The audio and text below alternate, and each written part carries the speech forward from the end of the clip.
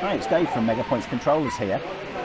I'm sat in the middle of Making Tracks 4 at Blakemere. The public are in, driving trains. What could be happier? So I've set up my little IT department on a laptop in the middle. What I've done for the last couple of days is been working on the AutoSignals, the System2 AutoSignal that drives this layout. Forgive my voice, it's a little bit hoarse, getting over all the lurgy and stuff. Anyway, the story goes, 2 weeks before we started setting up for Blakemere, I got a tap on the shoulder and, Dave, we've got signals on the layout and we need you to make them work. To which I replied, you having a laugh? 2 weeks, no hardware, no software, nothing can do.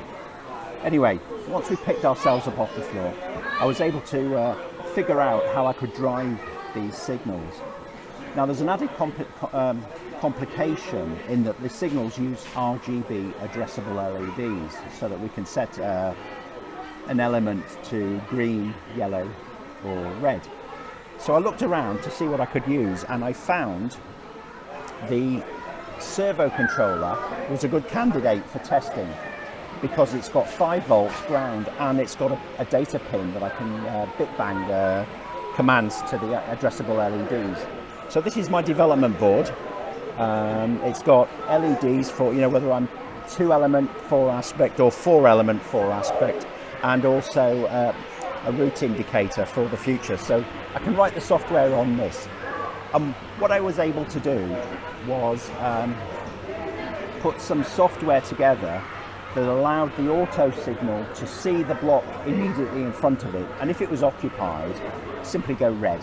So it would set the red on the local signal, and then as you left that block, it would run a timer, and the timer is this little field down here, which is blank now, because I've fixed that. And that allows it to cycle through the yellow, double yellow, and finally to green, assuming the block is left unoccupied. So that was good enough for the first week of Blakemere. Yesterday I managed to get the software written to allow these signals to communicate with each other. So each mast is talking to the next mast or listening to the next mast down the line. So now we've got the timers all turned off, except for where they exit the scenic section, in which case we simulate further blocks into the fiddle yard, and that does run on a 4 or 5 second timer. So if you look at the screen, we can see here, this is AutoSignal CAN ID 1459, and 1459 is the left-hand side of the station approach, which is this block here. And that has 4 signal masts on it, each on a different line. So we've got line 41, 43, 45 and 47. You can see at the moment I'm looking at a yellow, a green, a double yellow and another green. Oh, the green's just gone to double yellow. So with the software, it's as simple as completing a web browser form to configure the auto signal. And I can see that I can observe what's going on. Some of the things we can do, we can set either 2 or 4 elements. So if I set this to 4 element on mast 1, you see it'll draw 4 signals and it'll start outputting, assuming 4 elements or bulbs. I'll put that back because it's wrong. Each mast has a status viewport. This one is 4155. So this is transmitting on the network its current status. So it's saying, hey, viewport 4155, that's me, and I am currently yellow. And if there's a signal in front of it, then it will respond to that. So it should be set to double yellow, and so on down the line till it gets to green. So they're all having a nice little chat, and that's done through this next signal here. So this is telling this mast, even if this block is empty, get your data from viewport 4154, and 4154 is on the next baseboard. So it is driving, so this yellow, that means that 4154, the next signal down the line, must be red, it must be occupied at this point. But we've passed the signal, so we're safe to drop it to a yellow. And as it moves along, it should go to a double yellow and then drop out to green. So it's been quite chaotic, it's been a bit stressful, but I think we've got them sorted now. The System2 AutoSignal isn't scheduled for release until something like March of 2025. There's still an awful lot to do, and everything is seat of the pants, get it in, and just make it work for the exhibition, which we have done. While we've been here, we've also added a few additional features. You might have noticed the overhead gantry signals. Let's go and have a look at them. So what we have are the overhead gantry signals here. See where the pendolino's going out, and we've got a green above it. Then you'll hit the scenic section and that'll go red. So what's happening here is, this is setting the, this is reading the block all the way round to the beginning of here, which is the first signal. So if I look at the station approach here, we've got some signals here. So it's reading to this one here. Here's the pendolino coming now. And as soon as it hits that and clears it, so it has to go out of this block fully, this will drop down from a red to a less restrictive aspect, and that should go to a yellow. Train with 2 red lights. Can you see that train down there, George? 2 red lights, we're going to park behind that. Yeah. There it goes to a yellow. And that tells me now that the train is in the next block and it's just leaving. If I can get this on video, I don't know if I can or not, we should see the signal drop down. So the next block in the tunnel is now red. The end of the station is yellow. This should be a double yellow. Can't quite see it from where I'm stood. And this one has gone back to green. And the idea here is a driver's aid. So if a driver can't see the scenic section, because what we see is shielded from us, then they can drive to this signal here or this one here for these down lines. So as they go, if it's clear, if it's not red, you're okay to launch a train.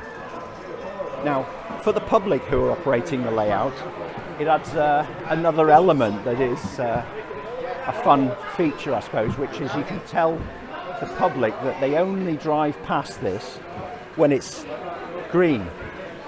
And now we're going to see on the Santa Express a perfect example of this.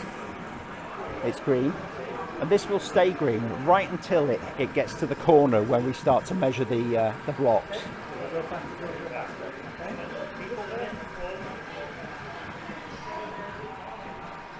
Getting ready, and it should change 3, 2, 1, about now. There it goes. So that's now changed, and we're going through the usual block signalling aspects as this Santa train takes off down here. So we've got a green, now gone red, and we should be, now it's out of the block, this should be back on a yellow aspect, and there we've got 2 yellows. Looking good so far.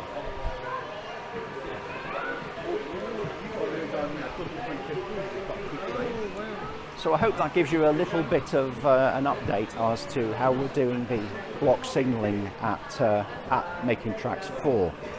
The key difference with this is that I want it to be an off-the-shelf product. So we've got great plans and great ideas for the AutoSignal.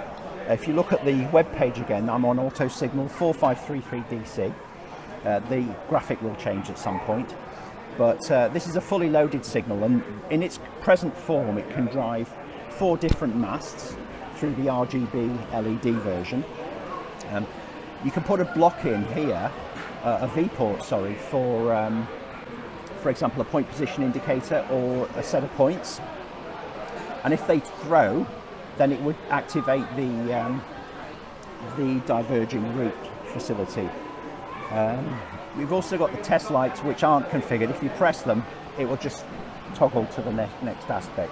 There's going to be quite a lot of work on this because the AutoSignal is going to be released in lots of different versions. The things we have in mind are obviously there will be a 4-mast with RGB LED, which are very modern signalling, absolutely prototypical. There'll be versions probably with less, i.e. 2 masts, but they'll have built-in brake controllers. So if your DCC system has automatic brake control on the locos, the relays and the brake signalling will all be built into the AutoSignal board. And then we've got the the standard LED driver version, which will drive traditional LEDs on 2, 3 and 4 aspects, with and without automatic brake control. And they'll all dovetail in, so it doesn't matter whether the next signal on your line uses a conventional LED with brake control and the one before it uses RGB without. They'll all mix up together. So that's where we're currently developing, and hopefully we'll have some exciting news on this as we go along. But for now, you can see the layout is working and the signals are all happily changing colours. And I can see an operator running after a young little girl as she discovers full speed in the fiddle yard. And the signals in front of me on the web page are ticking away, changing colour as appropriate. If you take a little look down here, you can see some of the debug information I have. So one of the features of the AutoSignal is that one of the features of the AutoSignal, one of the features we built into the System2 AutoSignal is it has a V-block facility. So with the standard AutoSignal we have for the legacy range, it can trigger based on the block in front of it. But at Making Tracks we have blocks starting from this side, and they could be 10, 12, 14 blocks around to the next signal. So you can see here I've got, for example, 4119 to 4120. So I've taken 2 blocks and grouped them together. And in fact you can have a maximum of 16 blocks per mast contiguously linked together as one virtual block. If I refresh this screen, you can see, coffee please, white. You can see it'll print some debug information here, and what I've done is I create a bit field for each block. So as it goes through, it's a 16-bit integer. A bit boring and techie, I know. Now I've come to show you, of course, there's not a train in sight. There'll be one around in a minute. Let's watch paint dry together.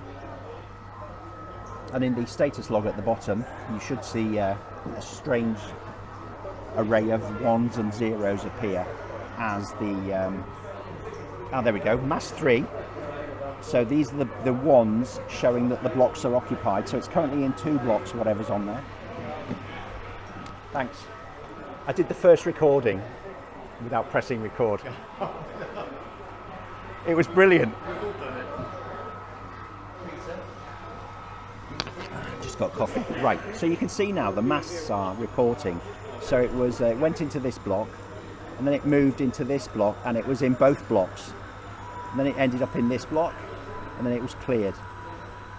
And now mast 4 is joining the party, so mast 4 should be red. If there's a 1 in any of these 16 bits, then it's the local block is occupied. So there's something in blocks 4721, 4722.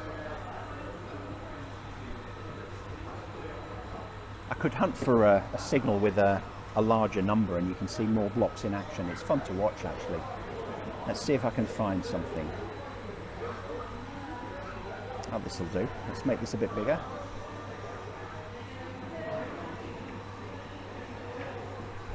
Right. Give that a clean. So this is on road. Oh, that's not very active. Let's look again for something. Let's get something near me. Let's use 1403. 1403. But I haven't even got that. If I'll go to a list of boards, these are all the boards on the layout. So I'm looking for CAN ID 1403. Click that. Here it comes. This has got 2 very long blocks. 4523 to 31, 4123 to 31. So it's just cleared whatever's left anyway. Let me have a slurp of coffee. So when something else comes, I don't see anything coming. You should be able to see it. And this is outbound. Here's something coming now on the down slow. So we'll see the block activated here. So 1, and now it's moving down. The block's moving down. It basically, you'll see the train go down the blocks. and depending on the number, I think it will veer off on the right hand side, and when it clears, there's all sorts going down. So it's picking up from axles all over the place. As long as we get a good detection anywhere in there, we're fine. And can you see it's slowly walking to the right, he says. So we're in 2 blocks there.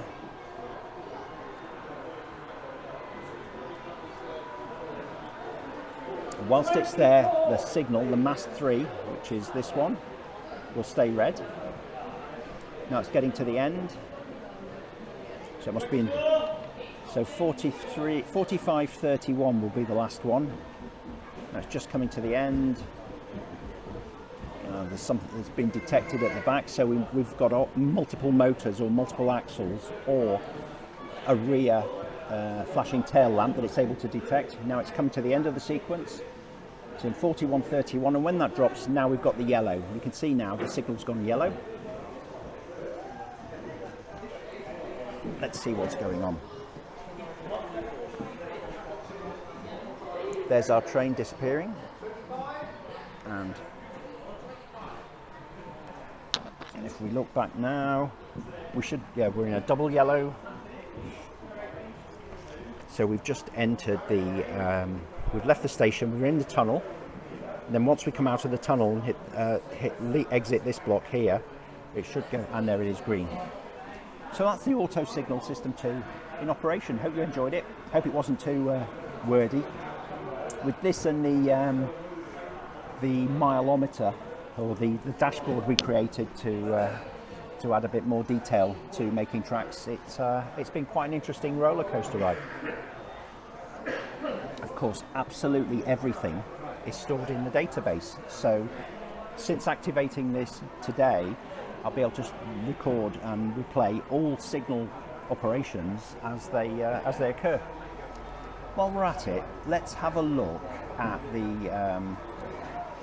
data upload.